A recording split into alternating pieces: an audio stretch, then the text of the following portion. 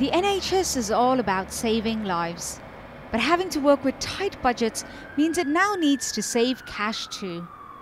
And one of the ways it's doing that is by being sustainable. This month it will hold its 4th Sustainability Day, by which it challenges its staff to make green pledges. At a roadshow last week at St. Thomas's Hospital, staff and managers heard from Greg Barker, Prime Minister David Cameron's envoy on climate change, about how the organisation could set a great example across government.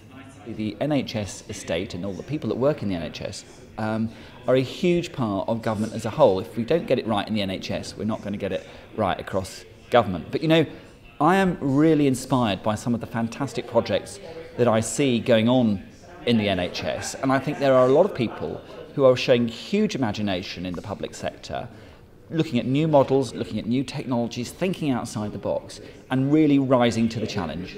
The NHS spends around £600 million a year on energy and is trying to be more efficient to cut costs. St. Thomas, a training hospital located at the heart of London, has partnered with British Gas for an energy performance contract which it hopes will save millions of pounds. We are going to be investing just over £10 million in our infrastructure around the organisation. We'll be saving at least £1.3 million a year and about 12% of our carbon as a result of those investments. And it's really exciting because it's more than just putting in new lights or putting in a new boiler. It's about looking at how the organisation addresses energy usage and how we continue on a really changing and growing site, how we continue to make sure that energy efficiency and sustainability are prioritized. But making it a priority is difficult when it's struggling to measure exactly how much energy it's using. NHS properties cover nearly 7,000 hectares worth of land. That's the same as almost 10,000 football pitches. And measuring the energy use across so many buildings means it has a big problem with data collection. We've come from 161 organisations, and we're at the moment making it a high priority to ensure that we've got accurate and robust data from a utility point of view. Once we've done that, then we can start to benchmark our sites and target the high usage ones and look at ways of reducing it, whether it be staff engagement, staff awareness, or actually with technology. Staff awareness is key, and it seems from previous sustainability days, the message is slowly getting through.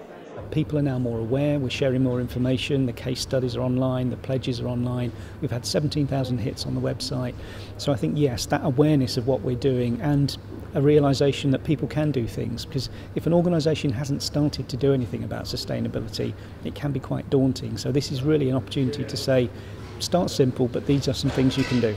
The NHS is convinced these steps can be replicated across any industry, and they're willing to share their ideas and experience. What I'd say to people who are struggling to get the sustainability message to their leaders in the organisation is come and speak to those of us that have done it and work with us. We are so happy to share our knowledge, our experiences. There's a lot of leadership within the NHS and the public sector more generally. This is well-travelled territory, and we not only have the examples of us doing things from a sort of governance level, putting in strategies and things like that, but we have the hard evidence of investing and seeing savings and improving our patient care as a result. With the NHS being one of the most energy-intensive organisations in the country, what it hopes for is for the sustainability and efficiency measures to heal its energy spend. Priyanka, Shrestha, Energy Live News, Central London.